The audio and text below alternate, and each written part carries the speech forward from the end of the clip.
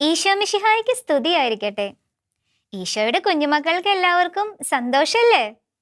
ഈശോയെ കുറിച്ച് കൂടുതലായി അറിയാൻ കുഞ്ഞുമക്കളെ എല്ലാവരും കാത്തിരിക്കുകയാണല്ലേ?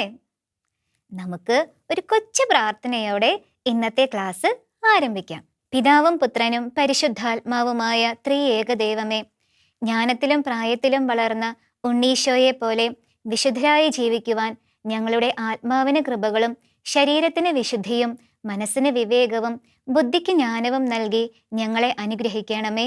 ആമേൻ. കുഞ്ഞുമക്കളെ എല്ലാവരും നന്നായി പ്രാർത്ഥിച്ചില്ലേ? പ്രാർത്ഥിച്ചു അല്ലേ? ഈശോയുടെ ജനനത്തെക്കുറിച്ചാണ് നാം കണ്ടുകൊണ്ടിരിക്കുന്നത്. ഈശോയുടെ ജനനത്തെക്കുറിച്ച് പഠിക്കുന്ന നമ്മുടെ പാഠത്തിന്റെ പേരെന്തായിരുന്നു? അത്യുന്നതങ്ങളിൽ ദൈവത്തിന് സ്തുതി. കഴിഞ്ഞ ക്ലാസ്സിൽ ടീച്ചർ തന്ന വർക്ക് കുഞ്ഞുമക്കൾ എല്ലാവരും ചെയ്ത് ക്ലാസ് ടീച്ചർക്ക് അയച്ചു കൊടുത്തില്ലേ? കൊടുത്തു അല്ലേ? ഈശോ എവിടെ ജനിച്ചുവെന്നാ നാം കണ്ടത്? യൂദയായിലെ ബെത്ലഹേമിൽ. ഈശോയുടെ ജനനത്തെക്കുറിച്ച് ആദ്യം അറിഞ്ഞത് ആരായിരുന്നു? മരിയമോളെന്ന് പറഞ്ഞേ. ആട്ടിടയന്മാർ. ദൂതൻ പ്രത്യക്ഷപ്പെട്ട് ആട്ടിടയരെ അറിയിച്ചത് എന്തായിരുന്നു? ജോയൽ മോനെന്ന് പറഞ്ഞേ.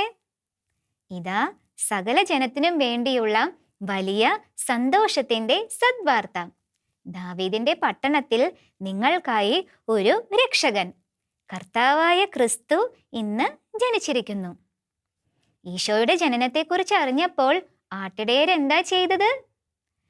അവർ സന്തോഷത്തോടെ ബെത്ലഹേമിലേക്ക് പോയല്ലേ? അവിടെ അവർ എന്താ കണ്ടത്? ഒരു കാലിത്തൊഴുത്ത് കണ്ടു. ആ കാലിത്തൊഴുത്തിലെ പുൽത്തൊട്ടിയിൽ ഒരു ഓമൽ ശിശുവിനെയും ശിശുവിന്റെ മാതാപിതാക്കളായ മറിയത്തെയും യൗസേപ്പിനെയും കണ്ടു അല്ലേ? ഇത്രയും കാര്യങ്ങള് കഴിഞ്ഞ ആഴ്ചയിൽ നമ്മൾ പഠിച്ചു. ആട്ടിടയർ ബെത്ലഹേമിലെ കാലിത്തൊഴുത്തിൽ ആ പുൽത്തൊട്ടിയിൽ കണ്ട ഓമൽ ശിശു ആരായിരുന്നെന്ന് കുഞ്ഞുമക്കൾക്കറിയോ? ദൈവം വാഗ്ദാനം ചെയ്ത രക്ഷകനായ ഈശോ. ആരായിരുന്നു? പിതാവായ ദൈവം വാഗ്ദാനം ചെയ്ത രക്ഷകനായ ഈശോ. പിതാവായ ദൈവം രക്ഷകനെ വാഗ്ദാനം ചെയ്യുന്നത് എപ്രകാരമാണെന്ന് കുഞ്ഞുമക്കൾ നേരത്തെ പഠിച്ചിട്ടുണ്ട്. എങ്ങനെയായിരുന്നു?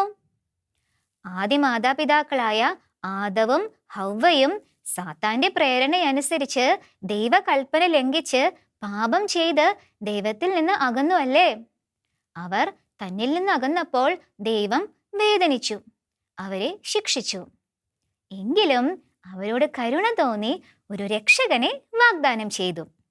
അവിടുന്ന് വാഗ്ദാനം ചെയ്ത രക്ഷകനാണ് ഈശോ. അപ്പോൾ ആട്ടിടയർ കാലിത്തൊഴുത്തിൽ കണ്ട ഈ ഓമൽ ശിശു ആരായിരുന്നു? ദൈവം വാഗ്ദാനം ചെയ്ത രക്ഷകനായ ഈശോ. 2000 വർഷങ്ങൾക്ക് മുൻപാണ് ഈശോ ജനിച്ചത്. എത്ര വർഷങ്ങൾക്ക് മുൻപായിരുന്നു? 2000 വർഷങ്ങൾക്ക് മുൻപ്. ഈശോയുടെ ജന്മദിനം നാം എന്നാ ആഘോഷിക്കുന്നതെന്ന് കുഞ്ഞുമക്കളൊന്ന് പറഞ്ഞു നോക്കിയേ. ഡിസംബർ 25 അല്ലേ? ശരിയാണ്. ഈശോയുടെ പിറവി തിരുനാളിന് ഒരു പേരുണ്ടായിരുന്നല്ലോ. എന്തായിരുന്നു അത്? ക്രിസ്തുമസ്. ഈശോയുടെ പിറവി തിരുനാളാണ് ക്രിസ്തുമസ്. ഡിസംബർ 25-ാം തീയതിയാണ് നാം ക്രിസ്തുമസ് ആഘോഷിക്കുന്നത്. കാലിത്തൊഴുത്തിൽ പിറന്ന രക്ഷകനായ ഈശോയെ ഒരു കൊച്ചു പാട്ടുപാടി നമുക്കൊന്ന് സ്തുതിച്ചാലോ? ടീച്ചർ പാടിത്തരാം. കുഞ്ഞുങ്ങൾ ഞങ്ങൾ പാടുന്നു ഉണ്ണിക്കു മംഗളങ്ങൾ, കുഞ്ഞിക്കൈ മുത്തി നേരുന്നു ഉണ്ണിക്കു വന്ദനങ്ങൾ. മഞ്ഞു പെയ്യും മൺകുടിലിൽ പുല്ലുമേഞ്ഞ മൺകുടിലിൽ സ്വർഗശാന്തിയിൽ മുഴുകാൻ വന്നു ചേർന്നു നിന്നരികിൽ. താരങ്ങൾ കണ്ണു ചിമ്മുന്നു ഉണ്ണി മയങ്ങിടുമ്പോൾ, പൂന്തിങ്കൾ മങ്ങി മായുന്നു ഉണ്ണിക്കുറങ്ങിടുവാൻ. കുഞ്ഞുമക്കൾക്ക് പാട്ടിഷ്ടായോ? ഇഷ്ടായല്ലേ? ഈശോ എവിടെയാണ് ജനിച്ചത്? ഈശോയുടെ ജനനത്തെക്കുറിച്ച് ആദ്യം അറിഞ്ഞത് ആരായിരുന്നു? ഈശോയുടെ ജന്മദിനം എന്നാണ്? ഇതൊക്കെ നമ്മൾ പഠിച്ചു അല്ലേ? വീണ്ടും ഈശോയുടെ ജനനത്തിന് ചില പ്രത്യേകതകളൊക്കെ ഉണ്ടായിരുന്നു. എന്താണെന്നറിയോ? ടീച്ചർ പറഞ്ഞു തരാം. ഈശോ എവിടെ ജനിച്ചുവെന്നാ നാം കണ്ടത്? ബെത്ലഹേമിലെ കാലിത്തൊഴുത്തിൽ. എന്തുകൊണ്ടാ ഈശോ ബെത്ലഹേമിലെ കാലിത്തൊഴുത്തിൽ ജനിച്ചതെന്നറിയോ? നമുക്ക് നോക്കാം. കുഞ്ഞുമക്കള് രാജാക്കന്മാരെയും ചക്രവർത്തിമാരെയും കുറിച്ചൊക്കെ കേട്ടിട്ടുണ്ടോ? ആരായിരുന്നു അവര്? പണ്ട് കാലത്ത് ഈ രാജ്യം ഭരിച്ചിരുന്നത് രാജാക്കന്മാരും ചക്രവർത്തിമാരും ഒക്കെ ആയിരുന്നു. അവർക്ക് ഒരു പ്രത്യേകതയുണ്ടായിരുന്നു. എന്താണെന്നറിയോ? അവര് ചില സമയത്ത് ചില കൽപ്പനകളൊക്കെ പുറപ്പെടുവിക്കും. ഈശോയുടെ ജനനം അടുക്കാറായ സമയത്ത് റോമാ സാമ്രാജ്യം ഭരിച്ചിരുന്ന ചക്രവർത്തിയും ഒരു കൽപ്പന പുറപ്പെടുവിച്ചു. എന്താണെന്നറിയോ? ലോകമാസകലമുള്ള ജനങ്ങളുടെ പേര് എഴുതി ചേർക്കപ്പെടണം. എന്തായിരുന്നു കൽപ്പന? ലോകമാസകലമുള്ള ജനങ്ങളുടെ പേരെഴുതി ചേർക്കപ്പെടണം. പേരെഴുതിക്കേണ്ടത് എവിടെയാണെന്നറിയോ? ഓരോരുത്തരും താന്താങ്ങളുടെ സ്വന്തം നഗരത്തിൽ. യൗസേപ്പ് ദാവീദിന്റെ വംശത്തിലും കുടുംബത്തിലും പെട്ടയാളായിരുന്നു. അതുകൊണ്ട് ചക്രവർത്തിയുടെ കൽപ്പന നിറവേറ്റുവാൻ വേണ്ടി യൗസേപ്പ് ഗർഭിണിയായ മറിയത്തോടൊപ്പം നസ്രത്തിൽ നിന്നും ദാവീദിന്റെ പട്ടണമായ ബെത്ലഹേമിലേക്ക് പേരെഴുതിക്കുവാനായിട്ട് പോയി. എവിടേക്കാ പോയത്? ബെത്ലഹേമിലേക്ക്. അങ്ങനെ യാത്ര ചെയ്ത് രാത്രിയായപ്പോഴാണ് അവർ ബെത്ലഹേമിൽ എത്തിയത്. അതിനാൽ അവർ അവിടെ താമസിക്കുവാനായിട്ട് മുറി അന്വേഷിച്ചു. പക്ഷേ എല്ലായിടത്തും വലിയ തിരക്കായിരുന്നത് കൊണ്ട് അവർക്ക് മുറിയൊന്നും കിട്ടിയില്ല. മറിയമാകട്ടെ ഗർഭിണിയാണല്ലേ. മറിയം യാത്ര ചെയ്ത് വളരെയധികം ക്ഷീണിച്ചിരുന്നു.